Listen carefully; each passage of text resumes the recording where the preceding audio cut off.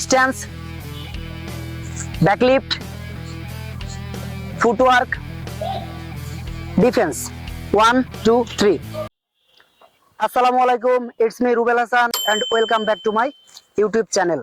তো আজকে যে বিষয়টা নিয়ে কথা বলবো সেটা হচ্ছে ব্যাটিং এর ফ্রন্ট ফুট ডিফেন্স।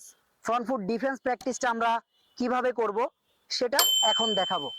তো প্রথমে আমরা স্ট্যান্সে দাঁড়াবো। স্ট্যান্সে দাঁড়ানোর পরে ব্যাকলিপ নিব। ব্যাকলিপ নেওয়ার পরে ফুটওয়ার্ক নিব। ফুটওয়ার্কটা ফ্রন্ট ফুটওয়ার্ক। অবশ্যই দেখছেন একটা বল সামনে আছে, তো এই বলটা গুড লেন্থে আছে। আমরা গুড লেন্থ বলে ফ্রন্ট ফুট ডিফেন্স করব। তার জন্য এটা একটা শ্যাডো প্র্যাকটিস। তো ব্যাটিং এর শ্যাডো প্র্যাকটিসটা খুবই ইম্পর্টেন্ট। তো আমরা প্রথমে ড্রিলে যাওয়ার আগে ব্যাটিং এর শ্যাডো করে নেব। তো প্রথমে দাঁড়াবো, স্ট্যান্স, ব্যাকলিফট, ফুটওয়ার্ক এবং দেন ডিফেন্স। সুন্দর করে ব্যাটটা আসবে এবং করতে হবে, ব্যাটটা ব্যাটের সামনে নিয়ে যেতে হবে এবং এইভাবে সুন্দর করে ডিফেন্স করবে। এবার কাউন্ট করবো 1 2 3, অর্থাৎ আমার ব্যালেন্সটা আছে কিনা।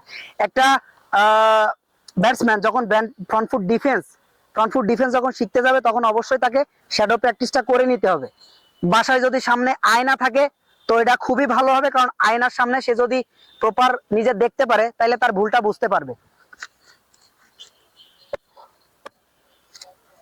Stance, backlift, footwork, defence. 1 2 3।